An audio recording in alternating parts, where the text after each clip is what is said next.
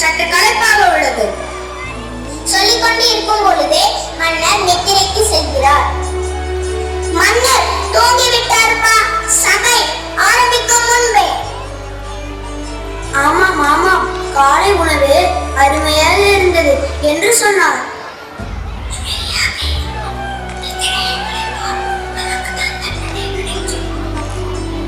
மன்னா மன்னா, இது பகல் பொழுது, எழுந்திருங்கள். கிருஷ்ணன் தேவராயர் தூக்கத்தில் இருந்து விடுபடுதல். ராமா ராமா, நான் ஒரு கனவு கண்டேன். மன்னா, என்ன கண்டீர்கள்? நான் தேன் குளத்தில் விழுந்தது போலவும் நீ களிமண் குளத்தில் விழுந்தது போலவும் கனவு கண்டேன். மன்னா, நானும் ஒரு கனவு கண்டேன் நேற்று. நான் உங்கள் உடம்பில் உள்ள தேனை என் நாவால் சுவைத்தே சுத்தம் செய்து விட்டேன். அதுபோல நீங்களும் என் உடம்பில் உள்ள களிமண்ணை சுத்தம் செய்தது போல கனவு கண்டேன் மன்னா.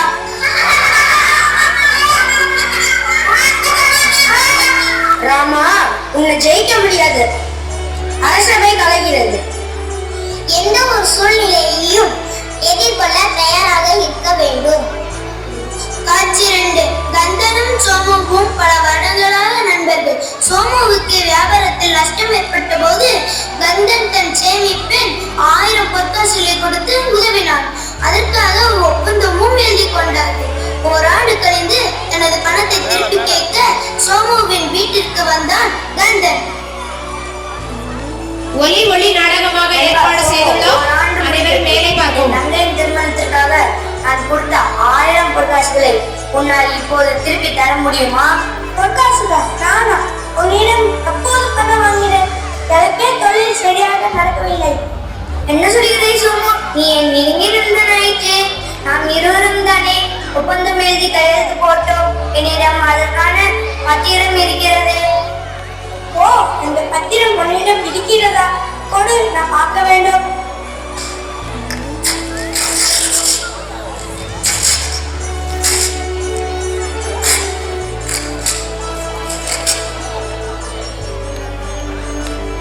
ஐயோ சோமு, என்ன காரியம் செய்தாய்? என் ஆதாரங்களை கிழித்து விட்டாயே.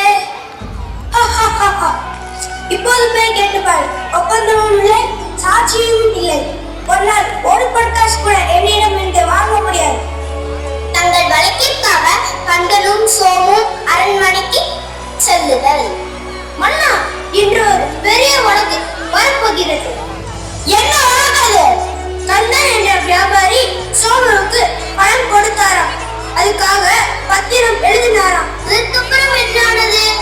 வியாபாரி அந்த பத்திரத்தை கிழித்து போட்டுட்டாராம்.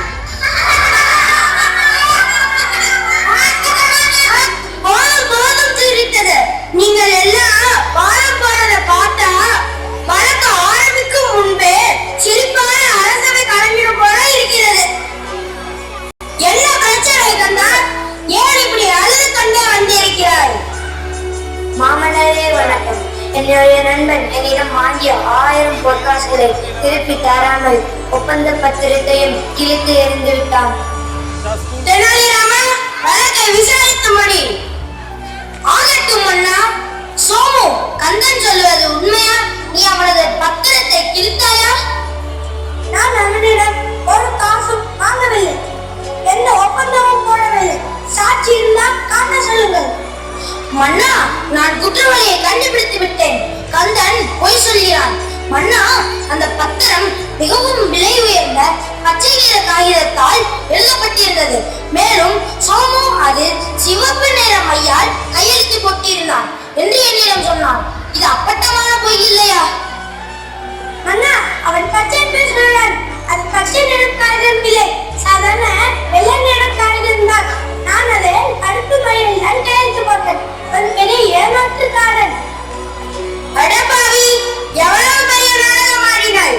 இன்று மாலைக்குள் 1000 பொற்காசுகளை திருப்பி கொடுத்து விட வேண்டும். இல்லையென்றால் உனக்கு சிறை தண்டனை தான்.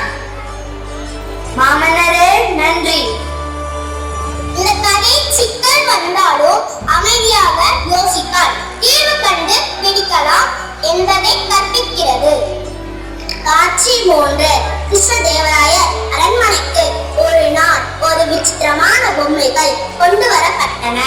அந்த பொம்மைகளின் ரகசியத்தை யார் கண்டுபிடிக்கிறார்கள் என்பதை நாடகமாக காணப்போகிறோம். மன்னா, உங்களை காண ஒருவர் வந்திருக்கிறார். வரச் சொல்லுங்கள். மன்னா வணக்கம். வருக வருக, வந்ததன் நோக்கம்? மன்னா, என்னிடம் ஒரு பொம்மைகள் உள்ளன. அதன் வித்தியாசத்தை கண்டுபிடித்து சொன்னால் நான் உங்களுக்கு 100 பொற்காசுகளை தருவேன். அப்படி இல்லை என்றால் நீங்கள் எனக்கு தர வேண்டும். அப்படியா?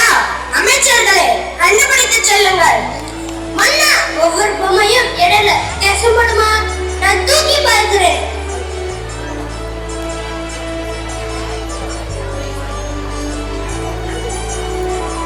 மன்னா, ஒரே மாதிரி எடையாக உள்ளது. ஒவ்வொரு பொம்மையும் ஒவ்வொரு ரோகத்தால் செய்யப்பட்டவையா? இல்லை, அனைத்தும் வெவ்வேறானவை. நமது பொற்கொள்ள தெரிவித்து விட்டார். நமது தெனாலிராமன் தான் இதற்கு சிறந்த ஆள். அவரை அழைத்து வாருங்கள். வணக்கம் மன்னா. வணக்கம். தெனாலிராமா, அங்குள்ள பொம்மைகளில் ஏதேனும் வித்தியாசம் தெரிகிறதா உனக்கு? மன்னா, ஒன்றும் புலப்படவில்லையே. தெனாலிராமா, எனக்கு உள்ளேயும் புரியல, வெளியேயும் புரியல. கண்டுபிடித்து விட்டேன் மன்னா, கண்டுபிடித்து விட்டேன் மன்னா. முதல் பொம்மையின் குச்சியை உருக்காலில் விட்டால் மறுகாலில் வழியாக வருகிறது. இரண்டாவது பொம்மையின் குச்சியை காலில் விட்டால் அது வாய் வழியே வருகிறது. ஆனால் மூணாவது பொம்மையின் காதில் விட்டால் அது எது வழியாகவும் வரவில்லை. பார்ப்பதற்கு ஒன்றாக இருந்தாலும் மூன்றும் 3 குணம் கொண்டவை. முதல் பொம்மை மூணனை குறிப்பதாகும். ஒரு காதில் கேட்ட செய்தியை இன்னொரு காதில் விட்டு விடுவான். இரண்டாவது பொம்மை உளறுவாயனை குறிப்பதாகும். ஒரு காதால் கேட்ட செய்தியை வாயால் ஊருக்கெல்லாம் சொல்லுவான். மூன்றாவது பொம்மை புத்திசாலியை குறிப்பதாகும். ஒரு காதால் கேட்ட செய்தியை காதால்